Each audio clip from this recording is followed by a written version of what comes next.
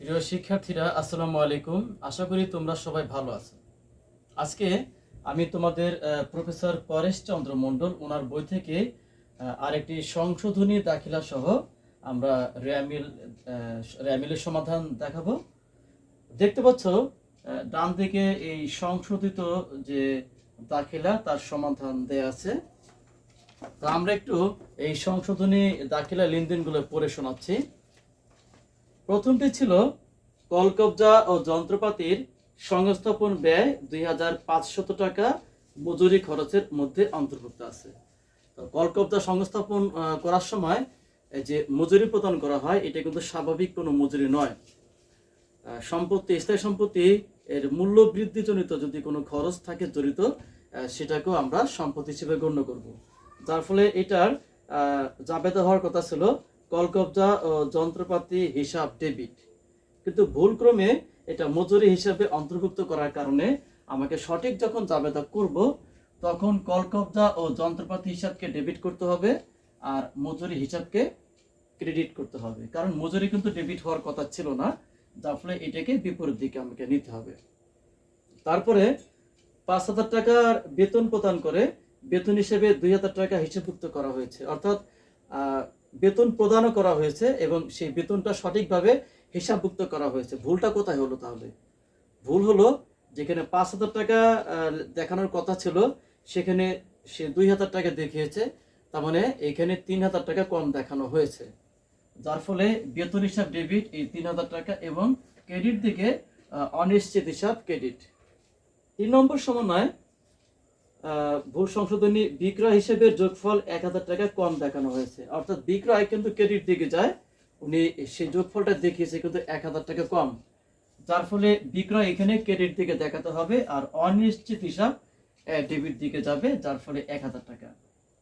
4 নম্বরে ক্রয় ফেরত 500 টাকা ক্রয় হিসেবে ডেবিট করা হয়েছে, ক্রয় ফেরত যাবে ক্রেডিট দিকে, সেটাকে ক্রয় হিসেবে দেখানো হয়েছে, তার মানে ক্রয় তো ডেবিট দিকে যায়, কিন্তু আসলে কি ক্রয় এখানে দেখানোর কথা ছিল? এখন তো ভুল তো এখানে হয়ে গেছে, এখন এই ভুলটাকে আমরা সংশোধন করব। যেহেতু ক্রয় ডেবিট দিকে দেখানো হয়েছে, এই ক্রয়টাকে ক্রেডিট দিকে নিতে হবে, আর সঠিক যে সমাধান ক্রয় ফেরত এটা ক্রেডিট দিকে যাবে, ক্রেডিট দিকে এটাও 500 এবং ক্রয় ফেরত এটাও 500, তাহলে টোটাল অ্যামাউন্ট হলো 1,000 টাকা। এই অনিশ্চিত হিসাব ডেবিট দিকে 1,000 টাকাই আমাকে দেখাতে হবে। আশা করি তোমরা ভুল সংশোধনী দাখিলার ডেবিট ক্রেডিটগুলো বুঝতে পেরেছো। এখন এই ভুল সংশোধনী সহ আমরা এখানে র্যামিলের সমাধানটি দেখাবো।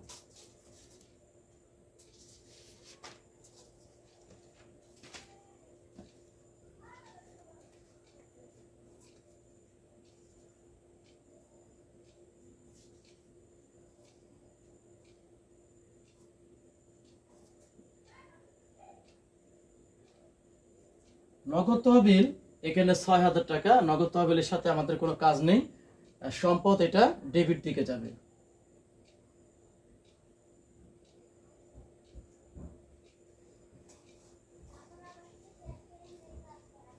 এরপরে পণ্য ক্রয় ও বিক্রয় এখানে যথাক্রমে 15,000 ও 28,000 টাকা।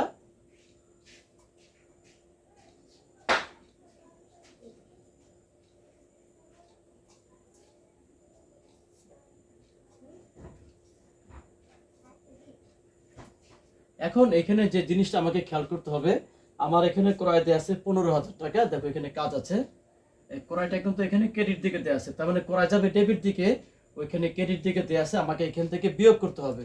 আমি কত টাকা বিয়োগ করব? এই যে 500 টাকা আমাকে বিয়োগ দিয়ে 14,500 টাকা ডেবিট ভুক্ত করতে হবে।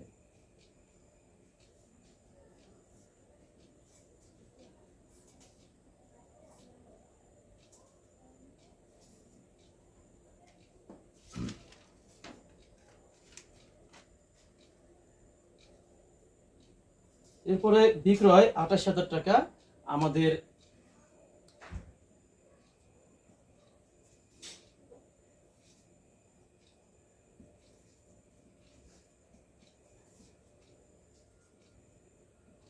দেখতে পাচ্ছ বিক্রয় কিন্তু এখানে 28,000 টাকা, বিক্রয়ের পরিমাণটা কিন্তু আরো এখানে 1,000 টাকা বৃদ্ধি পাবে, তার মানে এখন প্রকৃত বিক্রয় হবে 29,000 টাকা।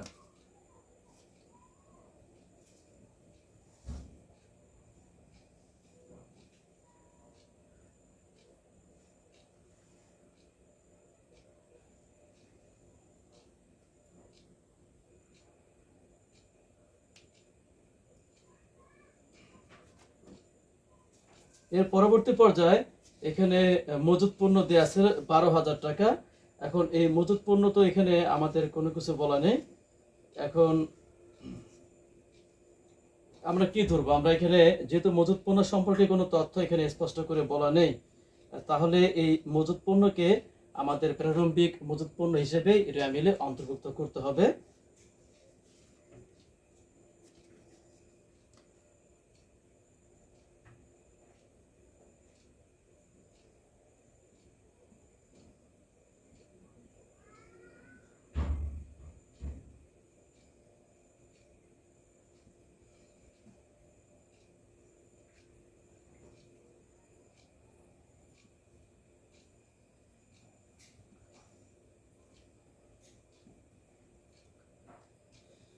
এরপরে মূলধন 35,000 টাকা। আমাদের মূলধনের সাথে কোনো কাজ নেই, মূলধন মালিকানা সত্ত্ব হিসেবে ক্রেডিট দিকে যাবে।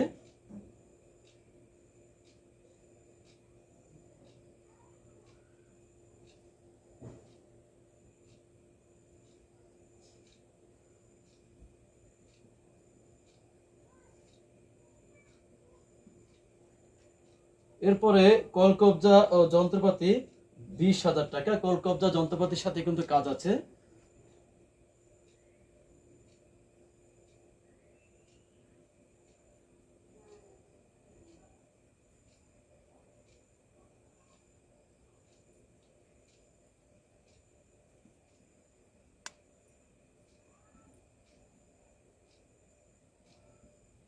বিশ হাজার টাকার সাথে কাজ করতে হবে। এই যে কলকবজা যন্ত্রপাতি সংস্থাপন ব্যয় 2,500 টাকা, এর ফলে কিন্তু কলকবজা বৃদ্ধি পেয়েছে। ওই 2,500 টাকা আমাকে এখানে যোগ করতে হবে।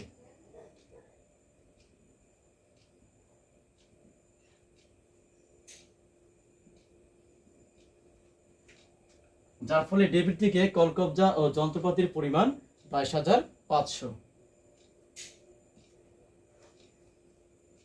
এরপরে মজুরি খরচ এখানে দেওয়া আছে 5,000 টাকা। মজুরি কিন্তু ব্যয় ডেবিট থেকে যাবে, মজুরির সাথে কিন্তু আমাদের কাজ আছে।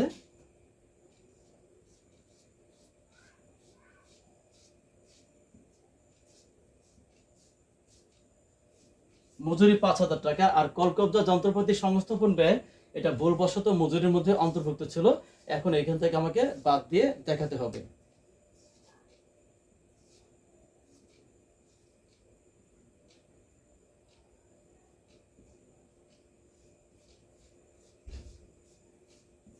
এখন মজুরির পরিমাণ 2,500 টাকা। এরপরে বেতন খরচ 6,000 টাকা। বেতনের সাথে আমাকে এই 3,000 টাকা যোগ করতে হবে, কারণ তিনি 3,000 টাকা বেতনে কম অন্তর্ভুক্ত করেছে। যার ফলে বেতন 6,000 টাকার সাথে আমাকে 3,000 টাকা যোগ করে 9,000 টাকা দেখাতে হবে।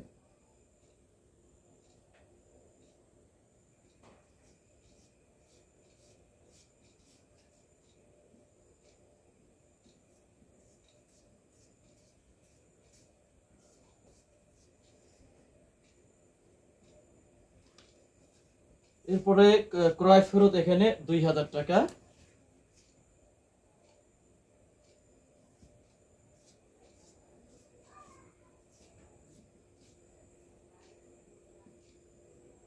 ক্রয় ফেরতের পরিমাণ এখানে বৃদ্ধি পাবে আরো 500 টাকা।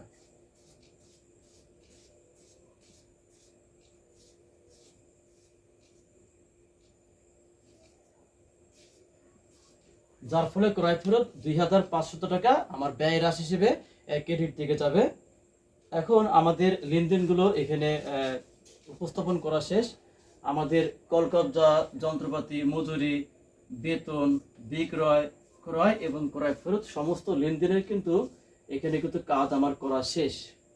শিক্ষার্থীরা, তাহলে আমি দেখি যে আমাদের র্যামিলটা মিলে গিয়েছে কিনা।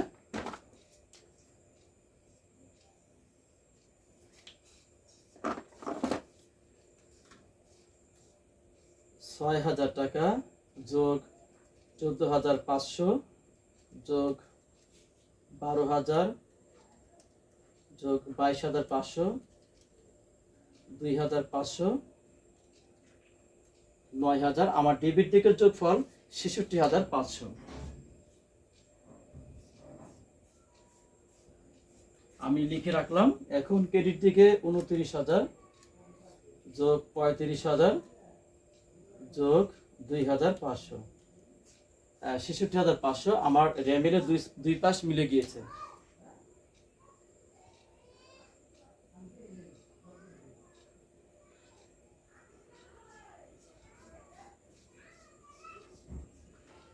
এখন শিক্ষার্থীরা, তোমাদের মনে একটা প্রশ্ন আসতে পারে যে এখানে তো অনিশ্চিত হিসাব আসার কথা, কারণ তুমি একটা জিনিস খেয়াল করো, এখানে অনিশ্চিত হিসাব আমার ডেবিট ব্যালেন্স হলো 1,000 টাকা এবং এই 1,000 টাকা, তাহলে কত আসলো? এখানে 2,000 টাকা। তাহলে অনিশ্চিত আমার ক্রেডিট দিকে এখানে এসেছে 2,000 টাকা।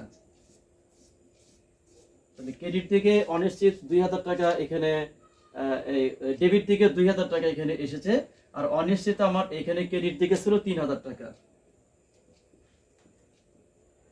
এখন এই ক্রেডিট দিকের অনিশ্চিত এখানে 3,000 টাকা এবং ডেবিট দিকের অনিশ্চিত 2,000 টাকা, 1,000 টাকা এখানে ব্যবধান তৈরি হয়েছে। কিন্তু রেমিল তো মিলার কথা না। আমার রেমিলে ডেবিট দিকে এখানে অনিশ্চিত হিসাব দেওয়া আছে 1,000 টাকা, অর্থাৎ এই যে ভুলগুলো হলো, এই ভুলগুলোর মাধ্যমে আমরা এই 1,000 টাকার অনিশ্চিত হিসাব আমরা এখানে সঠিক সমাধানটি দেখাতে পারলাম, বিধায় আমাদের কিন্তু রেমিলটি মিলে গিয়েছে। আশা করি শিক্ষার্থীরা তোমরা এই অঙ্কটি বুঝতে পেরেছো।